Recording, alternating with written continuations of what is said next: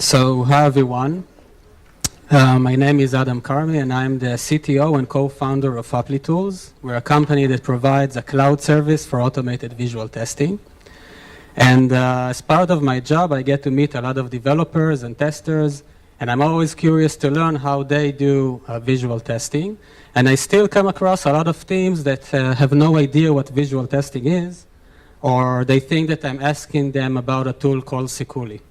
So the main thing I hope you take away from today's session is that you understand what visual testing is and that you can and should automate your visual tests. But if in addition you can also remember that visual testing is not only about Sikuli and tell that to everyone you know, that would be a huge bonus. Okay, so we have a lot to cover today. We'll start by explaining what is visual testing and why it should be automated. Then we'll take a deep dive and look at the different tools that are out there and how they work under the hood. And we'll conclude the session by explaining how automated visual testing fits in the modern development and testing lifecycle. And there'll be time at the end to answer your questions. Okay, so what is visual testing? It is a quality assurance activity that is aimed to verify that the UI appears correctly to the end user. Now, this goes beyond the traditional functional testing that you used to do, tools like Selenium and Appium and Coded UR or UFT or any other of the 100 tools that are available, which basically test the functionality of the application through the UI. What we are focusing on is making sure that the UI itself renders correctly, that each UI element appears in the right color, shape, position, and size, and that it doesn't overlap or hide any other UI element. And of course, as you know, this type of testing has become increasingly difficult to perform in recent years, mainly because of the explosion in the number of environments, execution environments, browsers, devices, etc., that applications are expected to run on. So here you can see an example of a visual bug in the Twitter application. Okay, and you can see how there wasn't enough space for the notification text, so it overflowed downwards on top of the notifications below it. And this one's from the Financial Times. You can see how the article title over here overflowed on top of the article body. And this is how the Amazon website looked like for several hours in last year's Amazon Prime Day. So I'm sure that you've all seen this type of bugs, hopefully not at your workplace, but I'm sure that you did in your day-to-day surfing of the web and using applications. You understand their severity. They can be annoying, they can be hurt, they can be embarrassing, they can hurt the company. But in many situations, they can completely cripple an application or a website and end up costing a lot of money, which probably happened in this case. So why should we even bother automating this test? After all, for years we have been doing this type of testing manually, right? So there are many reasons, but the most important one is that the test matrix has become too big to cover manually. So think of all the different web browsers, devices, operating system, and screen resolutions. We all know that if a website looks good on Chrome, doesn't mean it would on IE, right? And if an application looks good on a widescreen, doesn't mean it would look good on a smartphone. So we have to test across all these environments, and that takes a lot of time and effort to do manually.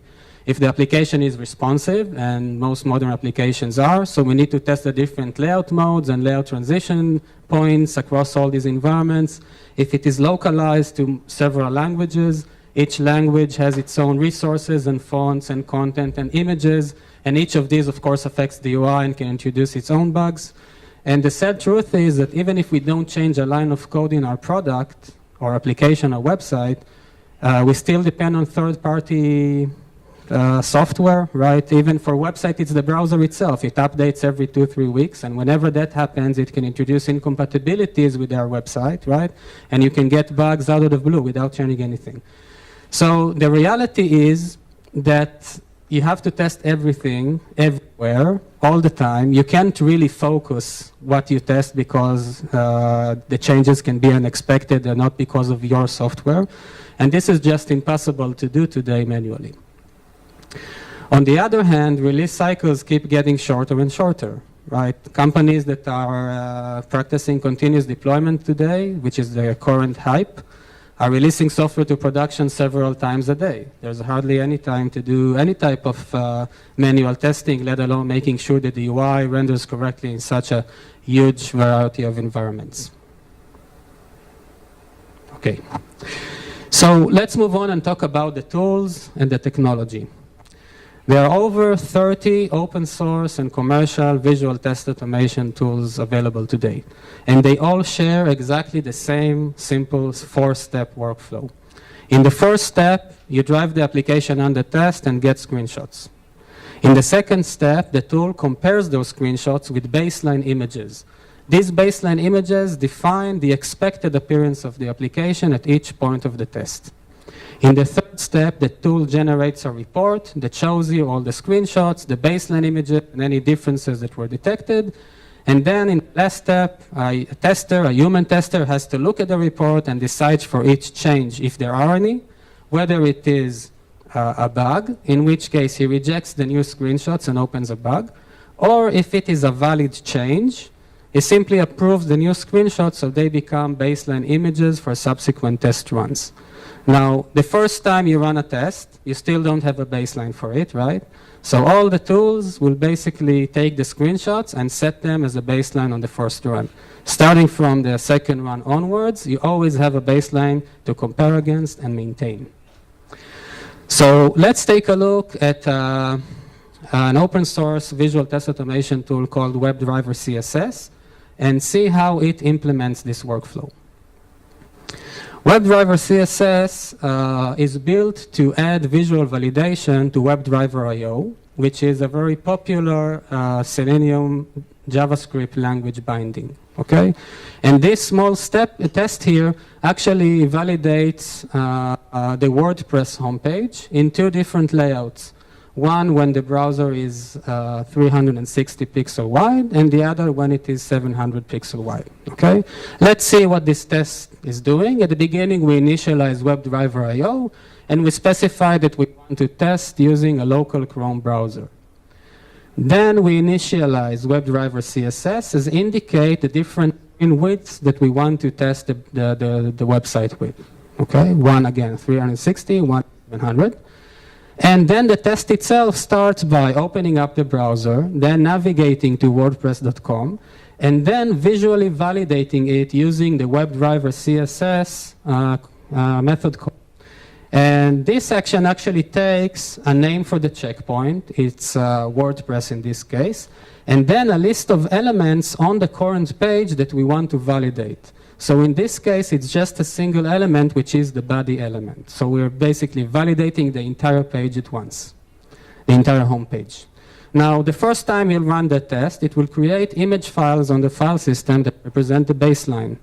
Then we run again and again and again and again until we find the difference. Something changes on the website.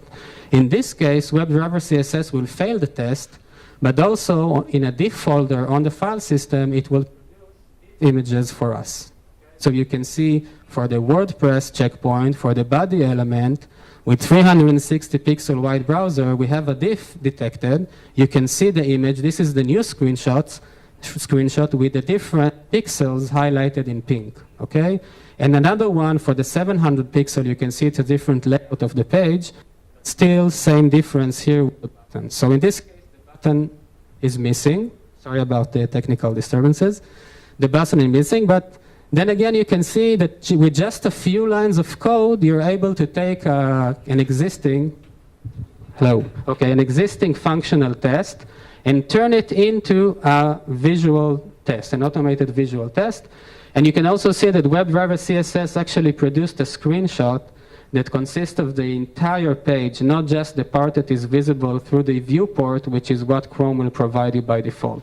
It does that by taking multiple screenshots while scrolling the page and emulating a full page screenshot for you, which gives you a lot more coverage. Now, what we're going to do next is we're going to drill down into each of the steps of the workflow, and we're going to take a closer look at how the different tools implement it. And we'll start by comparing screenshots with baseline images. So if you allow me to quote Boromir, one does not simply do bitmap comparison, or in this case, doing pixel-to-pixel comparisons. The reason is that if you do that, you'll get a ton of false positives, and you will never be able to succeed with visual testing. A false positive in the case of visual testing is a situation where the tool tells you that there's a difference. By the way, the tool is correct, but you cannot see the difference, or it is so minute that you don't care about it, okay? And your customers won't care about it, and because of that, the test failure is redundant and useless. There are many reasons for these false positives to occur. Let's take a look at a few of them. One of the major causes is an image processing effect that is called anti-aliasing. Maybe you've heard of it. Let's see what it's all about. We have a navigation bar here at the bottom, and you can see that we have a playlist tab, and the text here is white. If we would look at the DOM for that site, you'll see that the font color is white. But if we look at the playlist tab magnified, you can see the pixels here. You can see that they are not all white. There are different shades of blue there, right? Pixels, different shades of blue. These are anti-aliasing pixels, and they are drawn by the rendering engine, which is usually the graphics card. Now, the reason that they are drawn this way is that it creates an illusion that makes us as humans see the font nicer. It looks nicer, it looks smoother. You don't see the staircase, the jagged edges of the pixels. This is an awesome thing. But when it comes to visual testing, it creates a challenge. The challenge is that if you're running your test on more than one computer, which makes sense if you have more than one tester in the team, or if you're running your test in a lab, then you'll get a different hardware configuration. And a different hardware configuration will produce different pixels for anti-aliasing because it's not a universally uniform implementation of the algorithm. So just to give you an example, the same exact web page on a different machine can look like this. Now, you can see how drastically different the pixels can be. Different pixels can be drawn as anti-aliasing pixels, and also the color can be substantially different. But if you look at the original playlist tab, this is completely invisible to us as human beings. Okay? If you would just do pixel by pixel comparison, the test would fail. It will tell you there are different pixels over here, but you cannot see it. It's annoying. So what you need to do is use a very smart algorithm, okay, that is capable of detecting that these are changes that a human being cannot see. Okay, otherwise you won't be able to do this type of testing. Now, there are many other reasons: image scaling, arbitrary one pixel offsets in the positioning of elements. It could even be a div or a table that gets to be 1 pixel wider, and that pushes the entire page 1 pixel to the side, and it can occur like all over the page many times. There's dynamic content like dates and ads and usernames, moving elements. Sometimes your images come out in different size, so how do you compare these? And of course, the image matching algorithm has to be super fast, otherwise your test will take forever to run. And there are those that no matter what they do, they get false positives. But seriously, visual test automation tools have come a very long way in handling this type of false positives. But regardless of that, if you want to start doing automated visual testing and you want to choose your tool, make sure you choose a tool that doesn't produce these false positives for you, because if it does for your application, then you will never be able to scale up your tests. If you try to test more, you'll get more useless maintenance overhead, and you won't be able to succeed with it. So let's take a look at some of the image comparison engines that are available on which all the different tools are based. Okay, the first and the oldest one is called ImageMagick, and it's a very cool command line tool for processing bitmaps. You can do all sorts of things with it. You can change the format of an image, you can rotate it and scale it and turn it to grayscale and all kinds of other things. You can also compare two images with it. It has a nice fuzzing feature that can be used to eliminate some of the false positives that I mentioned. And you use it directly from the command line. It's very straightforward. You call compare, you pass in a first image and a second image, and it will just output the number of pixels that are different. If you pass in a path to a diff image, it will also produce an image which is the second image with all the different pixels painted in pink, just like we saw with the example that I gave with WebDriver CSS before. Okay? Now, all the visual test automation tools that are based on ImageMagick rely on an error ratio to determine if the test succeeds or fails. How does that work? Basically, the tool takes this number of different pixels, divides it by the area of the image, right? And this gives you the error percentage. And then the visual test automation tool allows you in your test to determine a threshold. And so if the error ratio is below the threshold, the test will pass. If it's above that, the test will fail. Okay? Now the reason for this, for the existence of this error ratio, is just to compensate for the deficiencies of the matching algorithm, because it cannot handle everything, so it leaves some room for maybe tiny things that are allowed to go wrong and still not fail your test. But there is a risk with this approach, a risk that you should be aware of, that sometimes test automation engineers want the test to pass, and all of a sudden there is a difference that they don't care about, so they raise the error ratio a bit, and after a few weeks again and again and again, and all of a sudden you're ignoring 10% of the page, and then you have like a huge bug and the tool passes the test, and you realize that someone already put it like a 20% tolerance and it does nothing. So you need to be careful when using that. So next we have the 3 JavaScript engines. The popular one, Resemble.js, Blink.diff, and LookSame. And they all work similarly to ImageMagick. They do pixel-by-pixel comparison, and they're based on an error ratio. But in addition, they have better treatment of specific causes for false positives, and because of that, they have less false positives, and they are more robust. So Resemble.js and Blink.diff have good treatment of anti-aliasing pixels, and Blink.diff also handles false positives around color differences better by taking into account our sensitivity as humans to color differences. And LookSame also thrown in the ability to ignore diffs that look like the caret. So if you have a form with a blinking caret, it won't fail your test if you capture it like once when it's not shown and once when it's shown. And this brings us to our own Applitools Eyes engine, which is a commercial engine that was built specifically to solve this problem over years. And it can handle perfectly all those false positives, but the 2 things that are special about it is that it requires no error ratio, so it just emulates the human vision. If a change is similar, is visible to a human, it will be highlighted, otherwise it would be ignored. And there's no need to calibrate or tweak or set any thresholds. And the other one is that it can actually compare images by their layout or by the structure and understand that structure directly for the image. And I'll quickly show you what that looks like. So here we have github.com. I'll soon zoom in so you can see it. Displayed on 2 different mobile devices. On the left-hand side, the baseline is on Google Nexus 4, and on the right-hand side, the current image that we're validating on Google Nexus 5. Now, if I toggle between the 2, you can see the difference in form factor, right? The Google Nexus 4 is wider, right? So there is more space horizontally, the page will be shorter, right?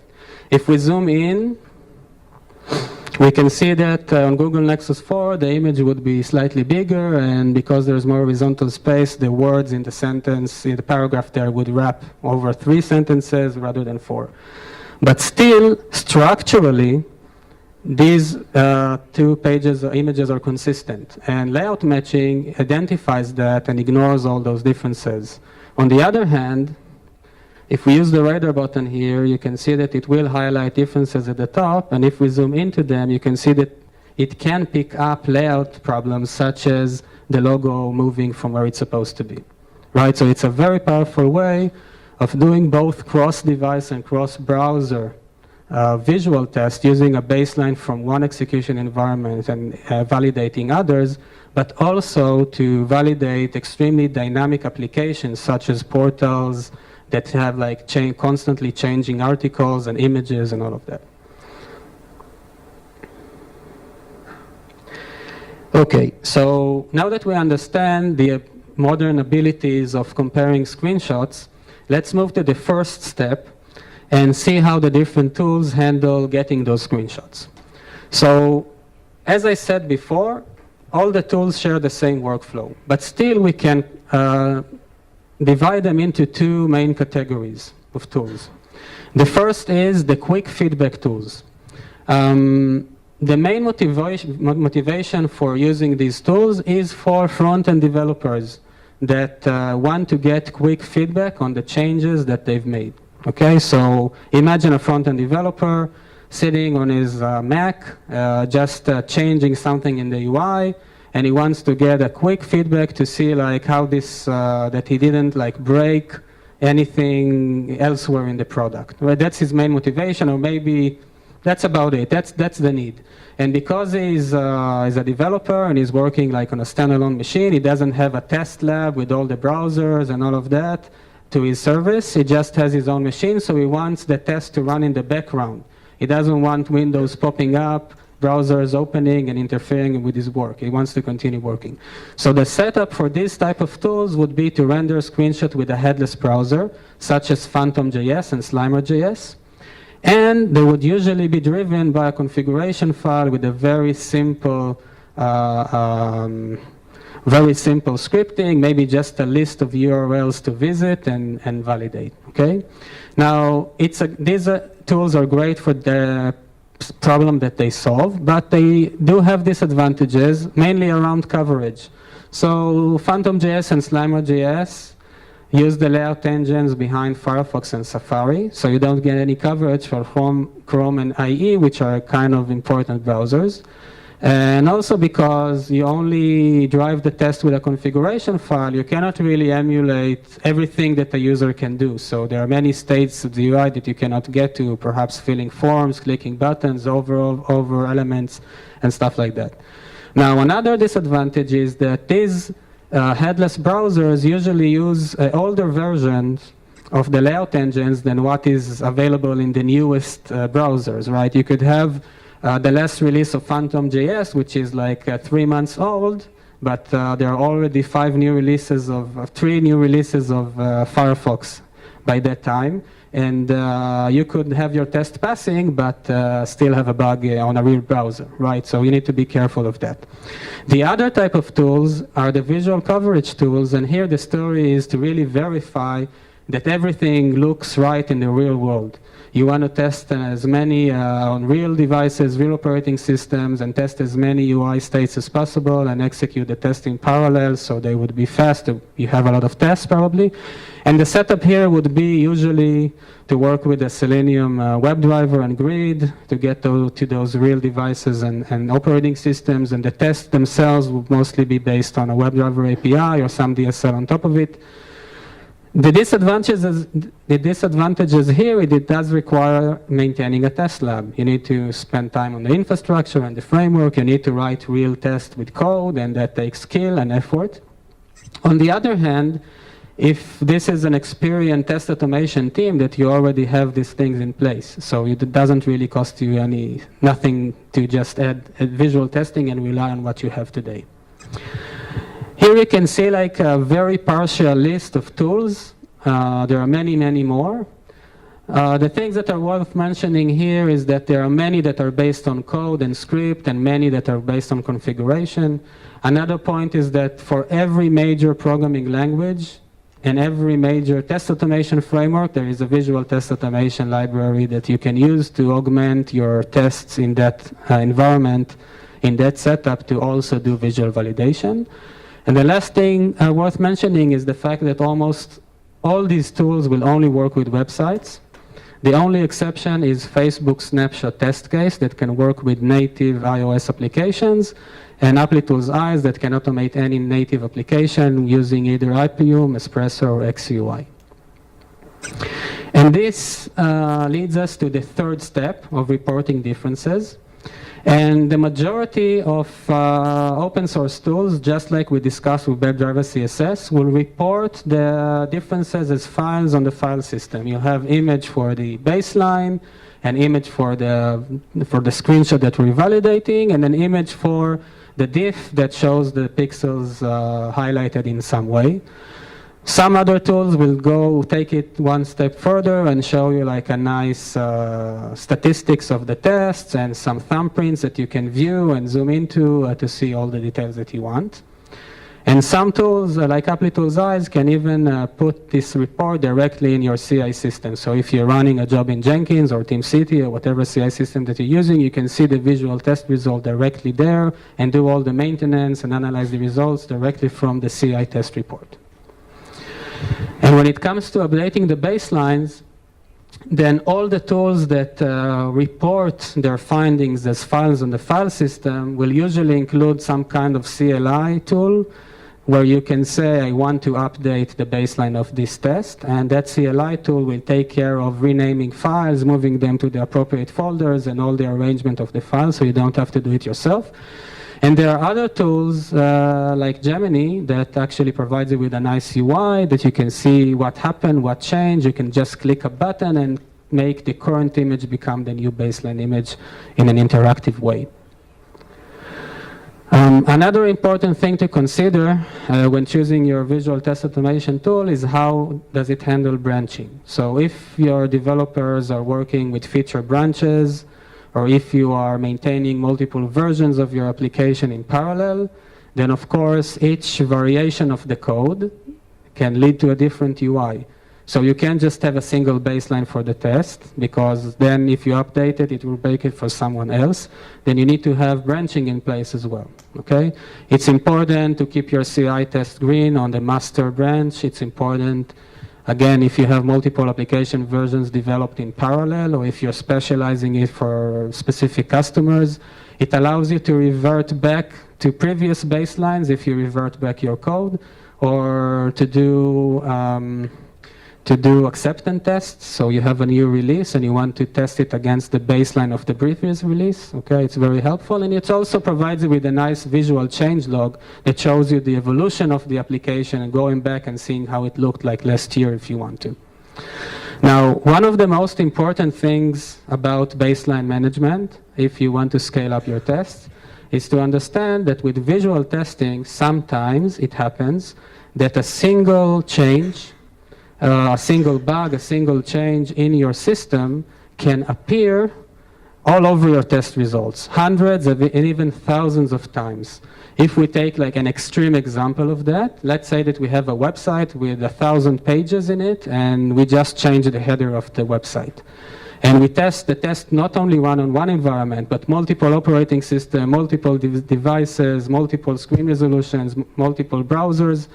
You could have thousands of occurrences of the same change of the header, right? And because of that, all the visual test automation tools have like this master switch where you can just say, okay, just take these screenshots and use it as the new baseline. So you won't have to look at all those occurrences again and again and again and approve them individually. Now, although this is useful, it is also very risky, because if you're just approving a new baseline and you didn't look at what you approved, there might be some bugs there, right?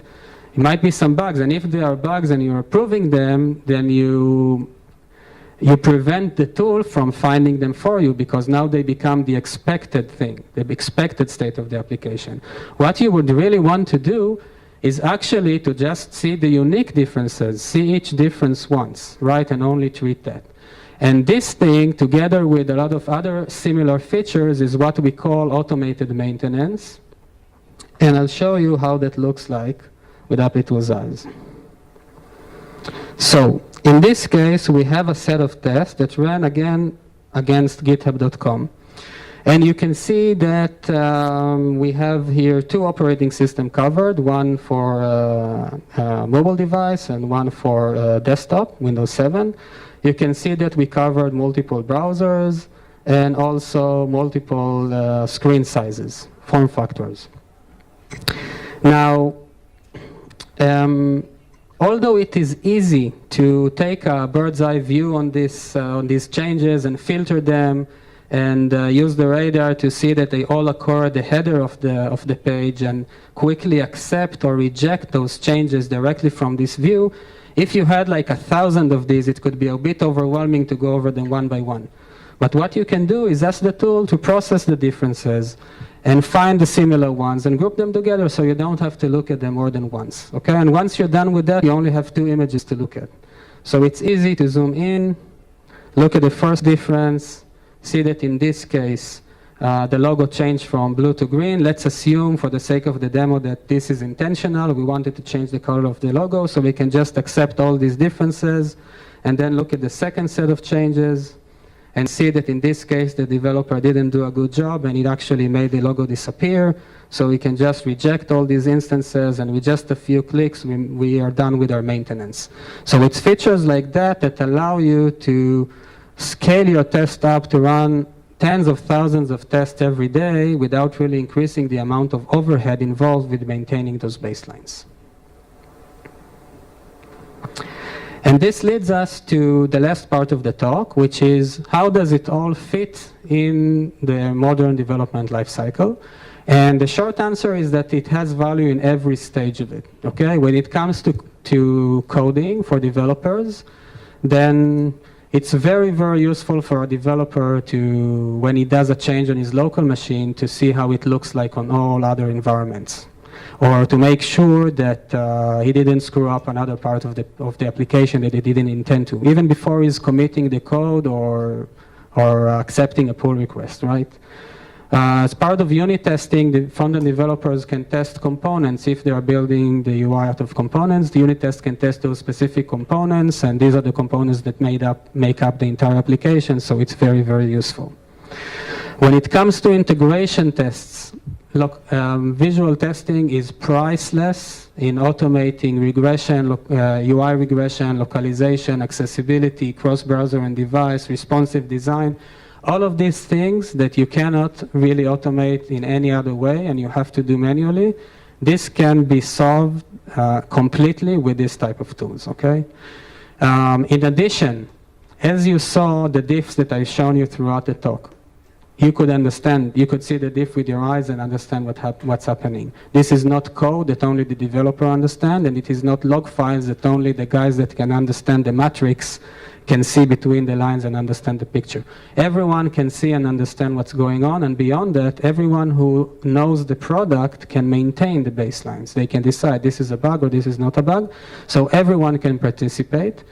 And the other effect of it is that you have a dashboard in your team now that always show the latest status of the application. And it's an excellent collaboration tool. So if a developer adds a new feature, a new something to the application, everyone can see it. Even without like getting the next week when there's a new build so they can look at it or for the end of the sprint.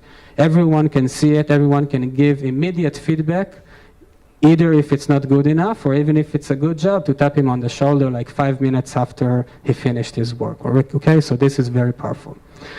It's very popular to do acceptance testing using this. Basically, the idea is to run the production environment against the baseline of the current release. Okay, and then you can make sure that there are no unexpected differences that don't appear in the requirements, for that matter, in the specifications. And of course, doing visual testing in production, very useful to make sure that there are no missing resources there that affect the UI, or making sure that there's no corruption due to third-party data or upgrades. And there are even customers that are monitoring website to make sure that hackers don't break in and change something or deface the site in any way. And with this, I conclude my talk, and I'll be happy to answer your questions. Thanks.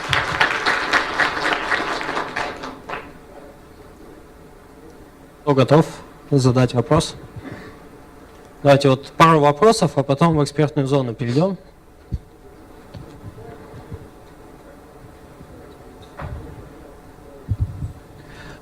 Hello.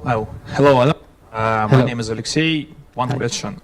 Does your application work on with regular desktop applications, not with web browser pages or so on. You're asking specifically about Applitools or in general for visual testing? No, about your application. Applitools. So yes, so the technology that we use is 100% based on image processing. So basically everything that has an image, a screenshot, can be processed. So it doesn't matter, you can even validate your Photoshop designs this way, just get a screenshot and send it to us.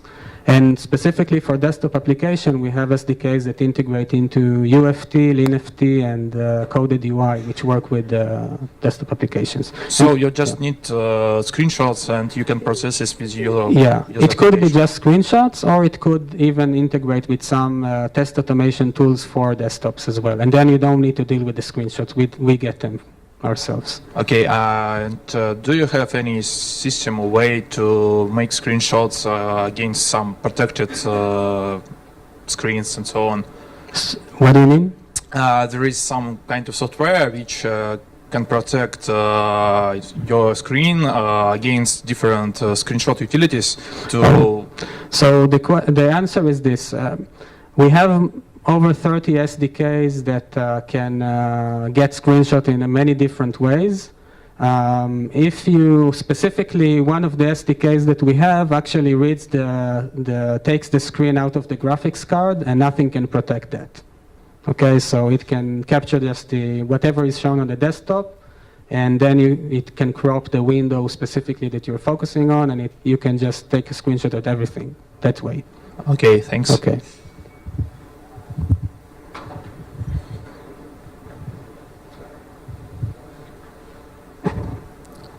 First of all, thank you for mentioning our tool Gemini that we wrote in Yandex. Awesome tool. And, yeah, I would like to mention that we already have anti-aliasing differences, like we handle it already. Which one? What do you mean? Look same. That's the part of our Gemini tool. Okay. Yeah. So, and the question is, you every time show the comparison of the screenshots, and do you have any automatically scenario testing inside? Like, if I would like to write a test where not just navigate to page, but navigate to page and do some action and make screenshots in the process and compare the different stages of the process. You mean if there's animation or video? Things like that, or not actually this, but more like open a pop-up. Oh, ensure that pop-up looks okay. Yeah. Fill the form, ensure that some validation process is okay, and the messages, pop-ups, and such a stuff. So I understand. So basically, at least for Applitools, we focus on visual validation. Give me an image, and I'll tell you if it's according to the baseline. That's the purpose. We don't have the parts that interact with the product. We have SDKs that add this ability to existing technologies, and we support like almost everything that is out there. You can do this stuff with our software on your own. So if you want to click something, you can use whatever tool you want. If there's a pop-up there, then you can just run a test and make sure that it appears correct, and according to the result that I tell you, you decide what to do. But we don't try to solve the whole automation problem, just the validation. Okay. Got it. Thank you. Okay.